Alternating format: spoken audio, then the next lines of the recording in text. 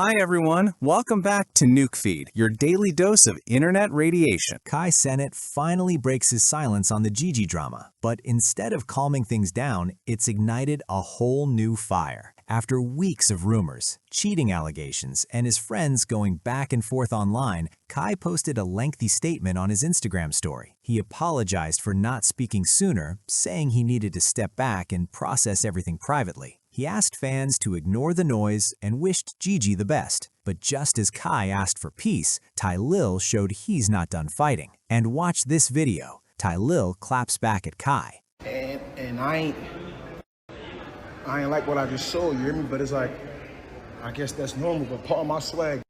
All right, cool, part of my swag, God. I ain't know y'all was giving it up. Nah, I ain't know y'all was giving it up here like that. I'm gonna see my way out. There's just a certain level of comfortability that I didn't know niggas walking around like, God, part of my eyes and part of my body, if anything, because you'll never see me in it like that. And I just had to let it be known. In his response, Tylil claims the world finna know soon who Kai really is and says what he's about to expose gonna end his career. He tells fans to get ready and accuses Kai of faking for the net. So now let's talk about KSI and TRIPPIE REDD going at it, and it's getting personal. KSI recently called TRIPPIE the most frustrating person he's ever worked with. He claimed that during the wake-up call video shoot in 2020, TRIPPIE showed up 7 to 8 hours late, stayed in his car smoking, and got to the point where KSI didn't even want him on set. And watch this. KSI calls out TRIPPIE. Have you collabed with where you just wanted to leave halfway through filming? Like you were just fed up? Oh, that's a good question. I'd probably say TRIPPIE REDD. I remember when we filmed the music video, Wake Up Call. Bro, he was like 7, 8 hours. It was very late. And then he came to the shoot and he just stayed in the car. What? He just stayed in the car and he was just smoking away. And I was like, bro, what are you doing? Like, you're late and now you're just taking the piss. So it got to the point where I just was like, I just didn't want him to be there. But eventually went out and we did our thing. And that's that. But yeah, I'd say TRIPPIE REDD was one of the most frustrating people to work with for sure. Compared to like a musician and compared to like an actor, with YouTubers, you have to be likable because you're in front of the camera all the time. TRIPPIE didn't let it slide. He responded on Instagram with a brutal comeback. Nas be talking about I'm hard to work with. Nah, you hard to listen to, burger. Despite the drama, they reunited in 2024 for Thick of It, which went viral for completely different reasons. Now, the internet is choosing sides. Check this out. BLUEFACE is firing back after people questioned him for collaborating with an 18-year-old streamer. The 29-year-old rapper recently streamed with Aya Tanjali, and the internet had opinions. BLUEFACE addressed the backlash directly. And watch this clip. BLUEFACE defends streaming with 18-year-old. I seen a lot of people like, oh, why would you stream with her? She's only 18. Me? Why would I stream her? She's only 18. She's a content creator. She streams. I'm only 29. What the is wrong with y'all? 29 is too old to hang out with the with 18-year-olds. Like, what the did I get too old? Stop trying to age bait me. Dead on me. It's like I'm a young nigga. What you talking about? I'm not no fucking unk. I'm not Papa. I'm not none of that. I'm a young nigga out here still, you feel me? He went off. The hell you mean? Why would I stream with her? She's only 18. She's a content creator. She streams. I'm only 29. What is wrong with y'all? He also clapped back at anyone calling him unk. Stop trying to age bait me. I'm a YN. I'm not no unk. Tanjali, who turns 19 in April, confirmed BLUEFACE reached out to her first. Check this out. Jaden Smith walking out of an interview the second Kanye West's name came up. At a premiere in Los Angeles, a Complex reporter asked about his work with designer Stephen Smith, who worked with Ye on Yeezy. The question was simple. What are y'all cooking up? Jaden paused, stared, then walked off without a word. The reporter laughed it off. I guess we'll never find out. The internet is split. Some call it rude, others say he's just setting boundaries. Either way, it's going viral. Moving on to Yaya Mayweather firing back at people criticizing her lifestyle. Floyd Mayweather's daughter went off on fans who are mad she's living off her dad's money while they can't. And watch this. Yaya claps back at the haters. It doesn't matter if what I have because of who. That don't matter. The point is I got it. Mother can't be mad because my dad made it to the point where he doesn't want his kids to work for a living. Why are you mad?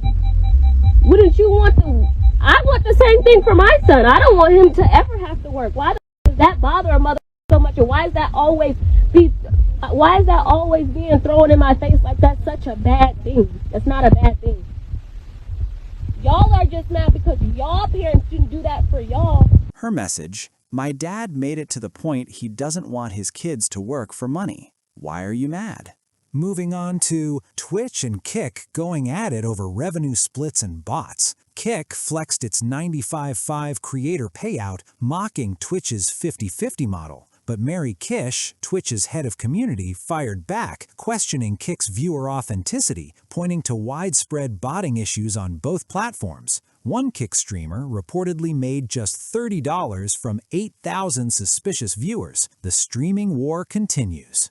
Moving on to the internet's newest and most bizarre gambling addiction. CCTV Rush Hour is a crypto betting game on Roobit where players watch live traffic cameras and bet on how many cars will pass through intersections in 55 seconds. One streamer lost it completely, raging from his chair while watching a Colorado intersection. But the wins can be massive. User Exposed turned $20,000 into $363,971 by correctly guessing an exact car count in Watertown. Critics are calling it casino gulag. Fans say it's the most fun they've ever had gambling. Either way, people are now screaming at red lights for money. Get traffic moving, you fucking idiot!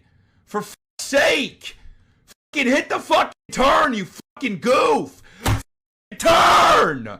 Now this is crazy. Road rage in Georgia turned into full-on bumper cars on the interstate. On I-20 in Villarica, a red truck was creeping in the left lane when a box truck driver lost it. The box truck started swerving, trying to run the red truck off the road, smashing into them multiple times. The man who witnessed the incident said, "Some Villarica, Georgia Monday morning road rage. Yes, I called 911 and gave them the footage." Now this is crazy. An Ohio State professor was caught on camera tackling a journalist to the ground over questions about Jeffrey Epstein. The incident happened Monday at a charity event in Columbus. Documentarian Mike Newman approached former university president E. Gordon Gee to ask about his ties to Epstein. That's when assistant professor Luke Perez stepped in. Video shows Perez blocking Newman, then swatting his phone away before grabbing him and slamming him to the floor. As Newman lay on the ground, Perez screamed, "I told you not to put that in my face." The university placed Perez on administrative leave, calling the incident very concerning. A full police investigation is now underway. The professor's Intellectual Diversity Center is facing major scrutiny.